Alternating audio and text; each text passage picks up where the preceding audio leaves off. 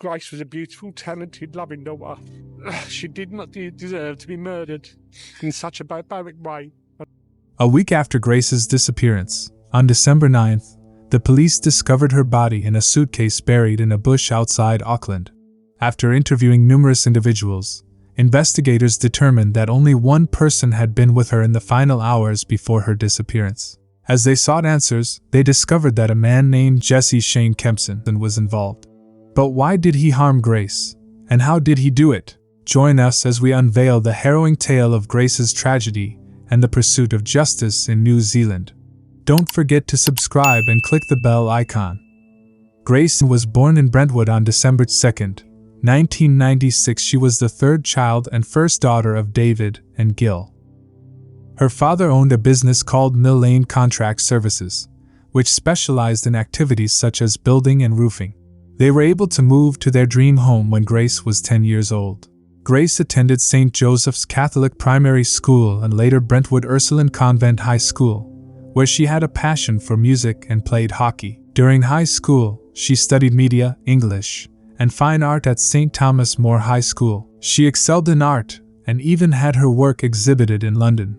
Grace had a desire to explore the world and traveled to destinations like Iceland and Los Angeles during her school years. She had a relationship with a guy named Matt during both high school and university. After completing her studies, she moved to Lincoln for university and enjoyed studying, playing hockey, and socializing. She also spent some time at Camp America for a few months. Grace was thrilled about her upcoming trip to New Zealand because of her love for nature. She worked diligently during breaks and traveled with friends to Italy. Before embarking on her journey, she donated her hair to charity and had a memorable night out with her family. On October 26th, she bid farewell to her family at the airport and set off for South America. She stayed in touch with them via messages, sharing stories of her adventures. Starting the second leg of her trip, Grace arrived in Auckland, New Zealand, on November 30, 2018, and checked into a local hostel called Base Backpackers.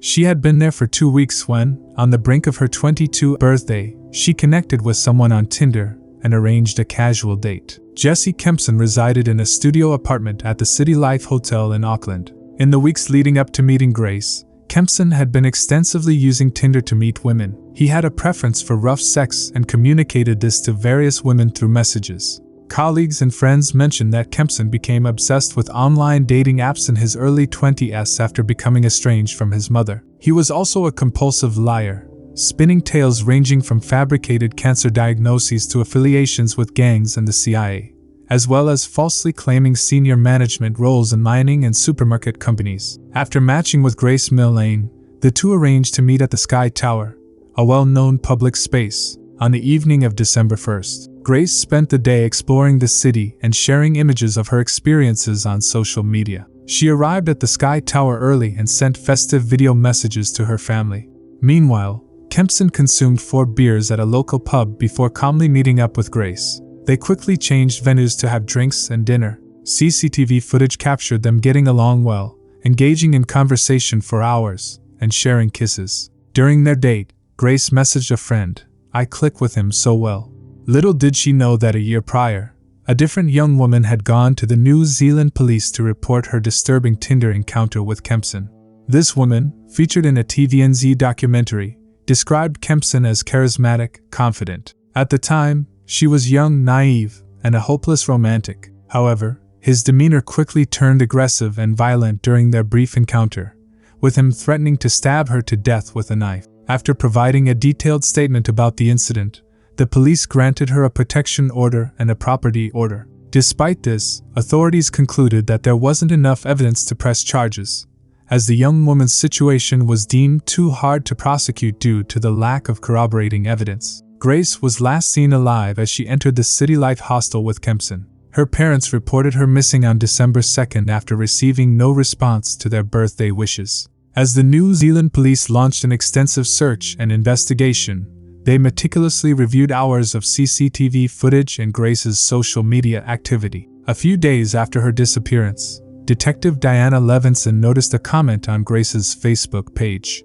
Under her profile picture, Jesse Kempson had left a comment, "Beautiful, very radiant." Kempson made the comment at 9:29 p.m. on December 1st. the night of Grace's disappearance. He immediately became a person of interest. Detective Levinson messaged Kempson, and they arranged to speak the next day. Kempson recounted his date with Grace but claimed they had parted ways. Another detective spotted Kempson outside the City Life Hotel, apprehended him, and brought him to the police station for questioning. Despite repeating his previous story, CCTV footage revealed a different sequence of events, exposing the truth. After their date, Grace accompanied Kempson back to his hotel room. At some point after 9, Grace died, yet no emergency services were summoned. Kempson began searching online for hottest fire and Whitaker Ranges, the location where he later buried his victim. He spent the ensuing hours watching pornography and taking close-up sexual photographs of Grace's lifeless body. Kempson resumed his activities on Tinder during the daylight hours, arranging another date with a woman. He then went out to purchase supplies, 2 identical suitcases and a cleaning solution, purportedly to address red wine stains on his carpet. Finally, he acquired a shovel. In the afternoon, Kempson met his date, a former journalist, at a bar called Revelry. She found him intense and unnerving, recalling an exchange where he remarked on the consequences of making a single wrong move and ending up in prison for life. He proceeded to share a story about a man whose partner died during rough sex. Once investigators reviewed the footage, it became evident that Kempson was responsible for Grace's death. Confronted with the evidence, Kempson confessed that Grace died during rough sex but claimed it was accidental, stating that Grace had requested to be choked. A week after Grace's disappearance, on December 9, the police discovered her body in a suitcase buried in a bush outside Auckland. After interviewing numerous individuals, investigators determined that only one person had been with her in the final hours before her disappearance.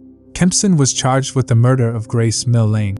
His trial commenced in November 2019 and lasted 2 weeks. Subsequently, Jesse Kempson faced 2 additional trials for rape and domestic abuse. These trials underscored his pattern of terrorizing his live-in girlfriend and further highlighted his predatory, controlling behavior and extensive history of violence against women. Kempson was sentenced to life in prison with a minimum non-parole period of 17 years. In February 2021, Kempson's appeal against his conviction and sentence was dismissed by the Court of Appeal. Grace's family set up the Love Grace charity in her honor. The charity works to raise awareness about safety for solo travelers and provide resources and support to those in need.